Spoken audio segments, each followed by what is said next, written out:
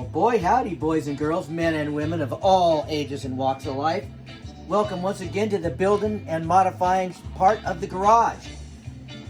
So what do I have for you today? First of all, I hope you're having a wonderful and a blessed day. I welcome you to Randy's Guitar Shop. Thanks, Robert. Anyways, guys, you saw this a while back. I kind of demonstrated it and talked about it a little bit. This is the Harley Benton DC Les Paul Jr. double cut DC with a single P90. This, however, is the what they call the Fat Edition, and that adds a stacked P90, so it's 2 coils. And it also has a 60s, they call it a 60s profile neck, which is a little bit fatter than I like. I like thin necks. I have small hands, and you know, I haven't had a big baseball neck like this in decades, but I'm trying to get used to it. And as I stated before, the reason I bought this was to try to teach myself to use my controls more. So what did I do? Took it apart. Let's go over the specs first, and I'll tell you what I did. It's called Faded Cherry is the color scheme, which means it's got a matte finish. They try to make it sound real cool, you know.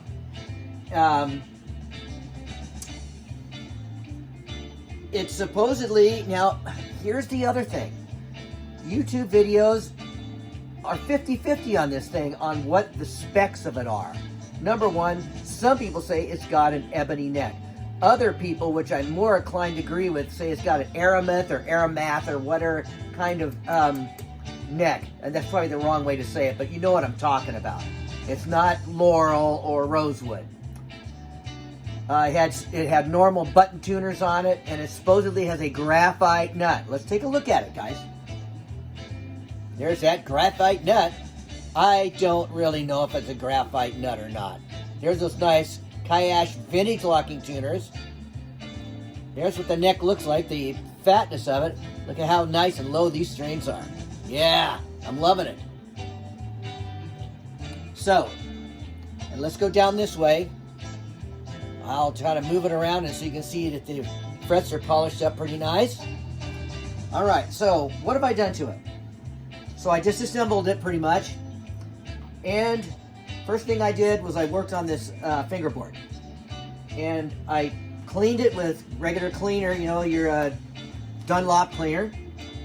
And my little white rag, like this, was totally black. So I started thinking, you know, maybe they dyed it, you know, or stained the neck. And I did that twice. And the last time I went around, it was cleaner, but it was still kind of dark. What do you think, folks? Are they trying to fake us out here? But anyways, the grain, you know, I can't get it close enough on the on the phone to show you the grain, but it's tighter to me than the rosewood, and definitely than that laurel stuff. But I don't think it's ebony.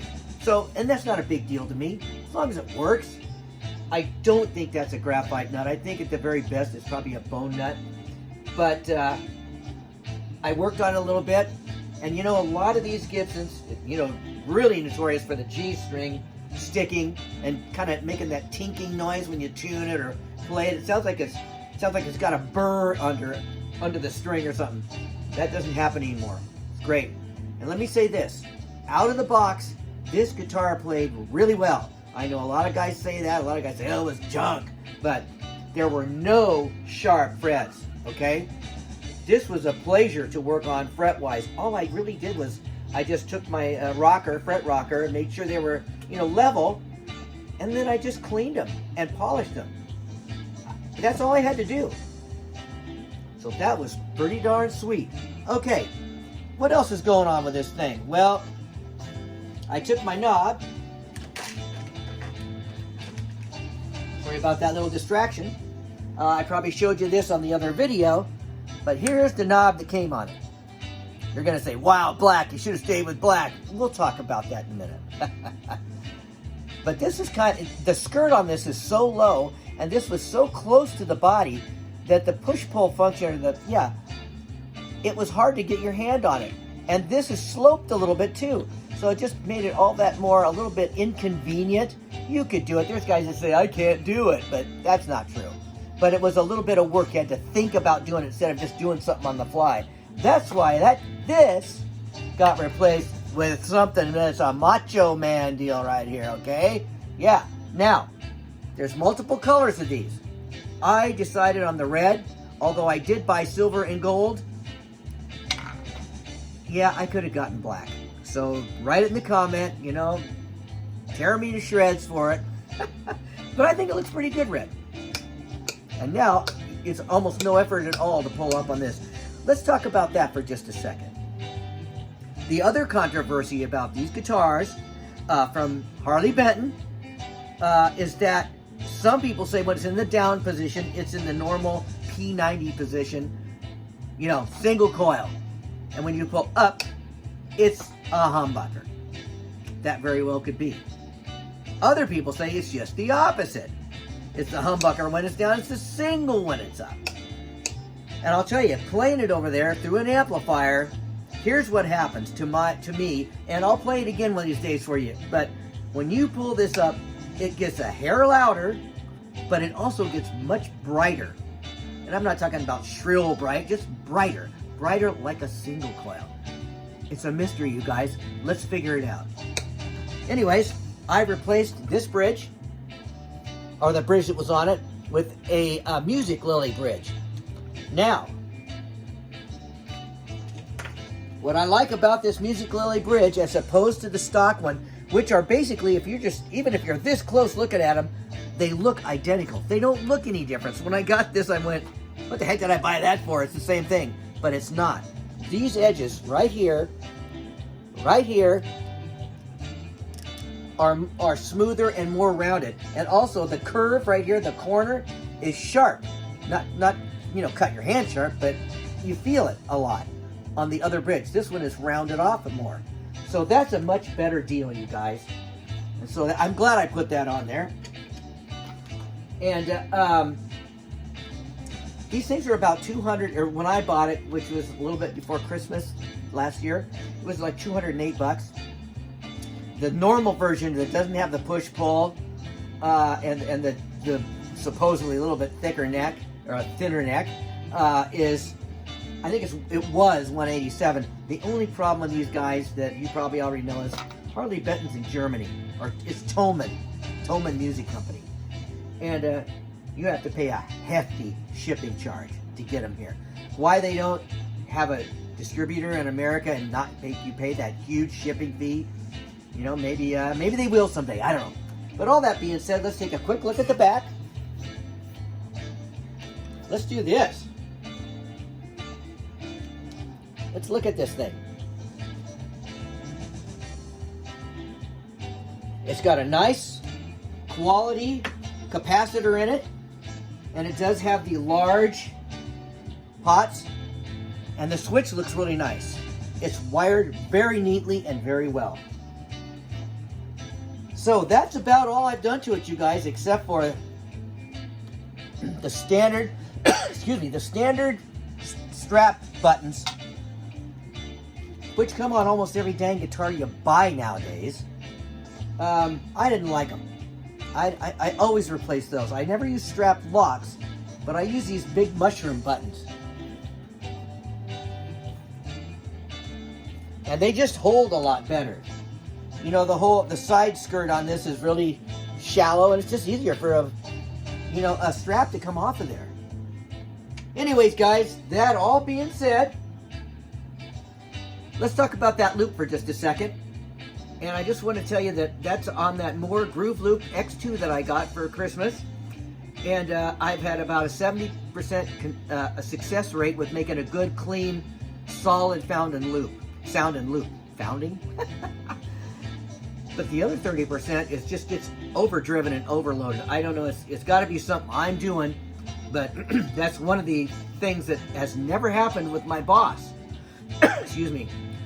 The other thing about it is that it has basically 14 slots, okay? Now you can record a lot of time. Like one loop can be like 10 minutes. The Boss can do the same thing. But the drums on this X2 are way better, and you can change the volume level of them and the loop also. So that you don't have that capability with the RC, but the RC has 99 spots. Now I'm on number 91, and I've rewritten a lot of them. But if you take and push down on the pedal for long enough, it'll revert back to the one you had in the first place. So anyways, I don't think you can do that on this pedal. If you want to save any of that stuff, after you've loaded up with all 14 slots, which I'm on number 11 right now, and you know, like I said, 3 of them don't sound good. But you have to completely unplug the pedal and then reset it, and that will wipe everything off that was on there. So that's the only thing that I don't care for about it. And maybe there's a workaround on that. I don't know. I know you can load it onto a computer, but I don't keep a computer in the garage. Anyways, guys, I love y'all for watching the channel. Thanks so much. Please give me a like if you feel like it. I've got a few more subscribers. My mind is still blown about that as many people are interested in this channel as they are. It seems like people like the other side, the playing side more. I get more views than I do on this side, but I started the channel doing this stuff, building guitars and guitar kits. I have never built a complete guitar. I don't have the equipment or the patience or the skill. Anyways, guys, that being said, I will see you Saturday, and there's some big remodeling happening here in the garage. Some of that will be time consuming. I might not make as many videos in the foreseeable future, but then again, some other stuff's going to happen that I feel is going to be really cool. Some things have gone away that I had, and we'll replace them with some new and improved things, I think, and we'll have to check that out, you guys. Anyways, once again, thanks so much for watching the channel. Have a wonderful and a blessed day. Let me leave you with this little short verse from Psalms, and it says, "Let us come before his presence with thanksgiving." And I would add to thanksgiving with gratefulness. Let's be grateful and thankful for every day we have, and that God cares about us. Anyways, don't forget to pray for your country, whatever country it is. Don't forget to pray for the world and the people of the world, for us to try our best to come to peaceable understandings. Okay? And don't forget to pray for your friends, neighbors, and loved ones that need medical attention. Our thoughts and prayers need to continually go to the Father for these folks that we know of, and folks that we don't even really truly know, but we know that they have problems. Our thoughts and prayers need to go so we can get people on the road to recovery. Once again, I love you for watching my videos. I'll probably see you Saturday. See you later, guys. Bye-bye.